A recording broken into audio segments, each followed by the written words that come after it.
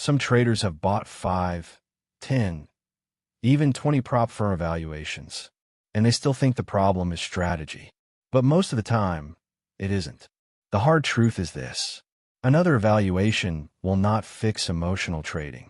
A lot of traders keep resetting accounts because they're chasing action, overtrading, revenge trading, sizing too big, forcing setups that were never really there. And after blowing the account, they immediately buy another one, hoping this time will be different. I know this because I've been there too. At one point, I realized I didn't actually have a strategy problem. I had a discipline problem.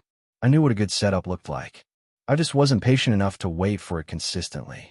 That shift changed everything. Not because I suddenly became a perfect trader, but because I stopped treating trading like a race. Good traders don't take every setup. Sometimes the best trade is no trade at all. And honestly, most progress in trading happens when you start protecting your capital instead of constantly trying to prove something. That's also why journaling matters so much. Not just tracking entries and exits, but tracking emotions, patterns, mistakes, and the habits that keep repeating. Because if you keep making the same emotional decisions, another evaluation probably won't change the outcome. Discipline will. Consistency will.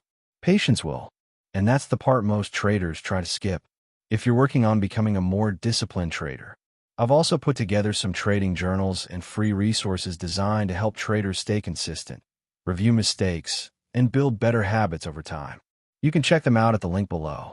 And if this video helped you, consider subscribing for more content focused on trading discipline, psychology, and long-term consistency.